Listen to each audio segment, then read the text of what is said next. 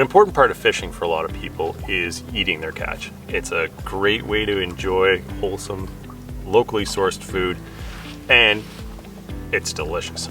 So the technique that I'm going to show you how to clean these today is excellent for any spiny fish. So that includes perch, walleye, any of the sunfish, including largemouth and smallmouth bass or rock bass and crappie. To clean a bluegill, first things first, we're going to flip up his pectoral fin, and then we're going to make a cut on an angle going back against the scales, starting up above the head, going down to where these pelvic fins are. You go through until you'll feel the spine, and then we're just going to work along the top of the fish, just making a shallow cut underneath the scales until we get to a line that's even with that anal vent. Then with the point of our knife, we're going to go right through, and with a gentle sawing motion we're going to go right down and take all the meat down to the tail. Then we're going to turn our knife back up and just follow along the bones. You don't want to use too much pressure. This is where a nice sharp knife comes in handy. A little bit of flex to it. And we're going to follow that until we get down to the ribs. And you'll hear those ribs when you get down there with your knife. And then we're going to use very little pressure and the meat will just come right away from those ribs. Next, I'm going to use my knife and just separate them from the skin, and then continue to follow those rib bones right down with my knife.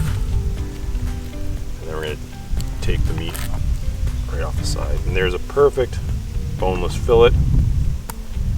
We'll take the skin off and the scales and it'll be ready to eat. Hold tight at the bottom of the fillet where the tail used to be, and then using your knife on a slight angle, go in and then just work along the skin, pressing down slightly against the cutting board. And there's one fillet. All right. So we already got one side of our bluegill off here. And on this side, we're going to be preparing for transport, leaving a patch of skin. So we're going to flip up that pectoral fin. We're going to create a cut with a 45-degree angle down like that. We want to use the tip of the knife, just work along the spine of the fish.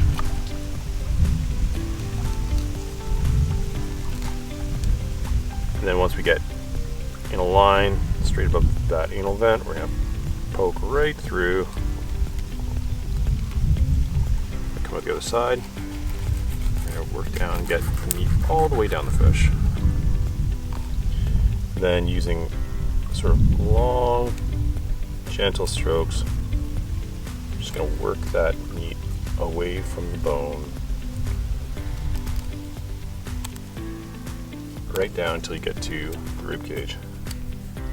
You'll hear the ribs if you run the knife along them. And then as long as you've got that sharp knife, you don't need to use a lot of pressure. So just nice and gentle strokes, and that'll let the meat come right away from the bone, and it'll keep all the bones on the fish. And then once you get out to where the skin is, you just cut through the ends of those bones.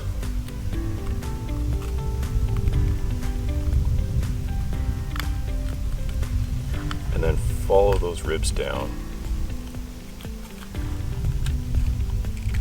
to the belly of the fish. And when you get down to the bottom, you just turn your knife, separate it like that.